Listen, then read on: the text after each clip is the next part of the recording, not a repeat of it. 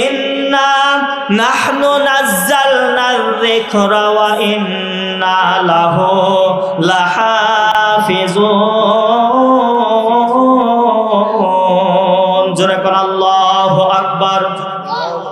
মুসলমান ভাইরা রে আমার, আল্লাহ রাব্বুল আলামিন আজ থেকে বহু বছর আগে এই দুনিয়ার জমিনে মানুষগুলোকে সৃষ্টি করিয়া পাঠিয়ে দিলেন। বন্ধুরা আমার, মানুষেরা দুনিয়ার জমিনে চলে আসলো, কিন্তু এই মানুষদেরকে যে আল্লাহ রাব্বুল আলামিন সৃষ্টি করিয়া দুনিয়ার জমিনে পাঠাইলো, এই মানুষগুলি দুনিয়ার জমিনে চলে আসার পর বিদ্যা বুদ্ধির বারে আত্মহমিকা করে দাম্ভিকপূর্ণ জীবন গঠন করে এই মানুষগুলি আল্লাহ রাব্বুল আলামিনের আইন ও কানুন মানা বাদ দিয়া এই মানুষগুলি তার বাপ দাদার ধর্ম লাত মানাত উজ্জা সরস্বতী আফ্রোদতি, কেউ বাবার ঠাকুর, কেউ বাবার মহাদেব, কেউ বাবার দুর্গা, কেউ বাবার কালী, কেউ বাবার লক্ষ্মী, কেউ বাবার রঙ্গি, কেউ বাবার থঙ্গি, কেউ বাবার রঙ্গ, কেউ বাবার সঙ্গ, কেউ বাবার মাছের পূজা, কেউ বাবার গাছের পূজা, কেউ বাবার আগুনের পূজা, কেউ বাবার পানির পূজা, এমনকি নিজের ছায়ার পূজা। নানান মানুষ নানান অন্যায় অপরাধ করতে করতে মানুষ যখন বন্ধ হয়ে গেল, পাপ করতে করতে মানুষ যখন পাপাচারী হয়ে যায়, বাজান রে আমার, ঠিক তদন্তের সময় খারাপ মানুষগুলোকে ভালো করার জন্যে, অসভ্য মানুষগুলোকে সভ্য বানাবার জন্যে, অভদ্র মানুষগুলোকে ভদ্র বানাবার জন্যে, ইমানি অন্ধকার আচ্ছন্নর ভিতরে পড়ে থাকা মানুষগুলোকে আলোর পথ দেখাবার জন্যে, আল্লাহ ভোলা মানুষগুলোকে আল্লাহওয়ালা করার জন্য রব্বুল আলামিন তার কুদরতি পার্লামেন্টের সিদ্ধান্ত অনুযায়ী আমার মাহবুদ আমার রব দুইটা রহমত, দুইটা বরকত, দুইটা নিয়ামত আল্লাহ দুনিয়ার জমিনে পাঠায়া দিলেন। এক নম্বরে number one last prophet, super the best prophet, রহমাতুল লিল আলামিন নবী মুহাম্মদ সাল্লাল্লাহু আলাইহি ওয়াসাল্লাম। দুই নম্বরে নবীজির উপরে কমপ্লিট গুড অফ লাইফ, পরিপূর্ণ জীবন ব্যবস্থা, 30 পারা কুরআন আমার আল্লাহ দয়া করে মায়া করে নাজিল করে দিলেন। বলেন সুবহানাল্লাহ।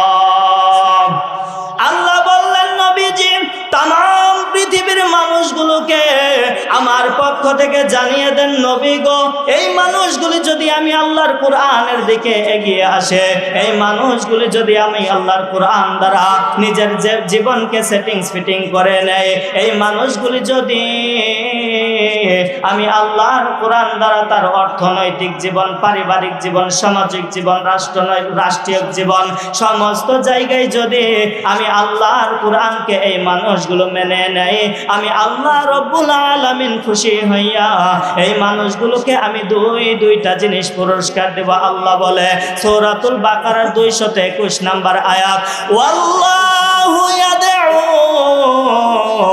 ইলাল জান্নাতি ওয়াল মাগফিরাতি বিইذনিহি ওয়া ইউবাইয়িনু আয়াতিহি লিন্নাসি লাআল্লাহুম ইয়াতাযাক্কারুন। জোরে কোন আল্লাহু আকবার। আল্লাহ বললেন নবীজি এই মানুষগুলি যদি আমি আল্লাহর কোরআনকে মেনে নেয়, এই মানুষদেরকে আমি আল্লাহ দুইটা জিনিস পুরস্কার দেব।